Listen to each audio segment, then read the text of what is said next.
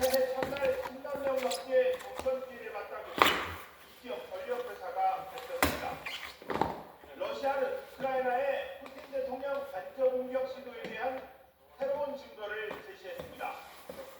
지난 28일 격추된 우크라이나 드론에서 나온 것이라며 데이터 기록 장치를 미 대사관에 전달했습니다.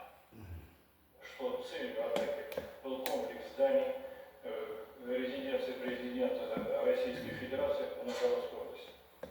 트럼프 미국 대통령이 푸틴 간접 공격설이 사실이 아니라는 보도를 SNS에 공유했는데도 러시아는 주장을 굽히지 않았습니다.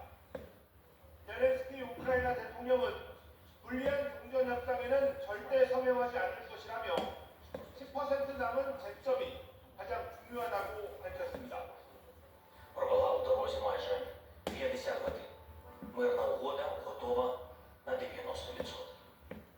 종전 협상 중에도 계속되는 드론 공방 속에 전쟁터의 시민들은 평화로운 미래를 기원하며 새해 첫날을 맞았습니다. YTN 신호입니다. 미국 트럼프 행정부가 우리 국회에서 처리한 정보통신망법 개정안에 대해서 공식적으로 우려를 표명했습니다. 미국 온라인 플랫폼 사업에 부정적 영향을 줄 수 있다는 건데 양국 간의 외교 통상 문제로 비유하는 건 아닌지 우려의 목소리가 나오고 있습니다. 김장태 기자입니다. 미국 국무부가 한국의 정보통신망법 개정안에 대해 심각한 우려를 표한다고 밝혔습니다. 이른바 허위 조작 정보 근절법으로 불리는 이 법안에 대해 트럼프 행정부가 공식 입장을 밝힌 것은 이번이 처음입니다. 미국 국무부는 현지 시간 31일 개정안에 대한 미 행정부의 입장을 묻는 한국 언론사들의 질문에 미국은 한국 정부가 미국 온라인 플랫폼 사업에 부정적인 영향을 주고 표현의 자유를 약화하는 개정안을 승인한 데 중대한 우려를 갖고 있다고 답했습니다. 또 개정안이 디지털 서비스 영역에 불필요한 장벽이며 온라인 플랫폼에 대한 사전 검열이라고 주장했습니다. 국무부는 한국은 디지털 서비스 영역에 불필요한 장벽들을 세워서는 안 된다며 미국은 검열을 반대하고 모두에게 자유롭고 개방된 디지털 환경을 조성하기 위해 한국과 협력하고 있다고 강조했습니다. 앞서 세라 로저스 국무부 공공외교차관도 SNS에 한국의 네트워크법 개정안은 표면적으로는 명예훼손적 빅데이터 문제를 다뤄잡는데 초점을 맞춘 것처럼 보이지만 실제로는 그 범위가 훨씬 넓어 기술 협력까지 위태롭게 할 수 있다고 주장했습니다.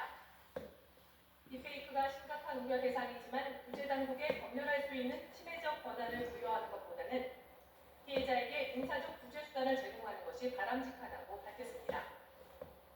한국의 정통망법 개정안이 유럽연합의 디지털 서비스법처럼 메타와 구글 등 미국 빅테크 기업을 직접 겨냥했다고 보고 있는 겁니다. 트럼프 행정부는 그동안 소셜미디어 기업들이 유해 콘텐츠를 차단 관리하는 것을 표현의 자유 침해로 규정하며 반대해왔습니다.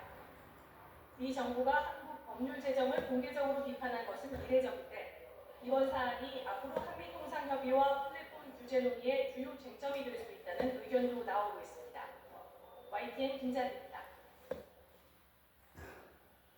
조금 전에 들어온 소식 하나 살펴보도록 하겠습니다. 김정은 부부가 금수산 태양공전을 참배했다는 소식이 들어와 있는데요. 김주혜 역시 처음으로 동반을 했다고 합니다.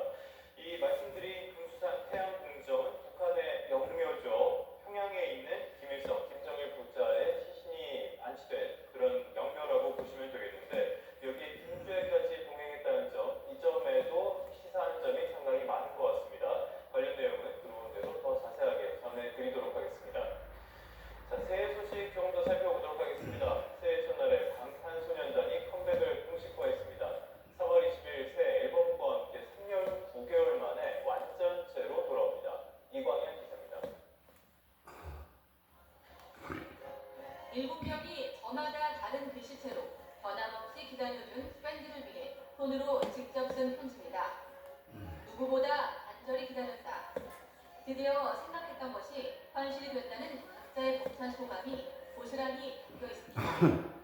오늘 4월 20일 BTS 컴백을 공식화한 겁니다.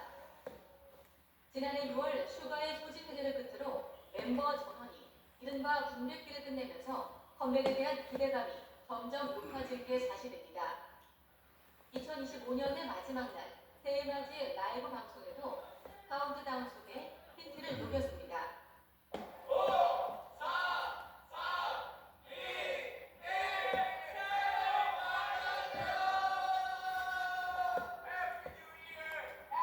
여러분 새해 복 많이 받으시고요. 올해 뵙겠습니다. 데뷔 이후 음악 공론, 퍼포먼스와 메시지를 통해 K-팝의 확장을 이끌어온 방탄소년단. 최근 리더 아름이 소속사에 대한 불만을 연이어 노출하면서 팬덤 내부에선 피로감이 높아지기도 했지만 우려를 표식하며 직접 규환을 알렸습니다. 지난 2022년 9월 프루프 이후 처음으로 완전체로 참여하는 새 앨범과 콘서트에 대한 구체적인 정보는 추후 공개될 예정입니다. YTN 이광현. 새해에는 문화예술계에서도 많은 변화가 예상됩니다. 새 정부의 문화예술 정책이 본격화되고요. 기초예술 분야의 지원도 강화되는데요. 새해 문화예술 분야의 이슈를 박순표 기자가 정리했습니다.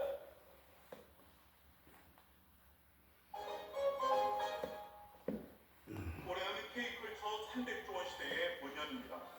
K컬처를 국가 성장 동력으로 만들기 위해 영화, 게임, 대중음악 등 특성에 맞는 육성 계획과 음식, 패션, 뷰티 등 산업과 연계한 글로벌 성장 전략이 본격 가동됩니다. 문화는 대한민국의 국가적인 위상을 올리는 일이기도 하지만 또 한편으로는 실리적으로 보려도 경제 산업 발전에 아주 핵심적인 한 요소다라는 생각이 듭니다. 이런 차원에서 중국의 한한령 해제는 정책 효과를 극대화하는 상징성이 있어 이재명 대통령의 중국 국빈 방문에 관심이 쏠리고 있습니다. 기초 순수 예술이야말로 K컬처의 지속적 성장을 위한 미끄럼이라는 게 새 정부의 확고한 입장입니다. 기초예술은 단순한 지원 개념이 아니라 K컬처의 어떤 기반을 가지는 개념으로 저희는 바라보고 있습니다. 그래서 하나의 투자의 관점으로 기초예술을 지금 적극적으로 지원을 하고 있고요.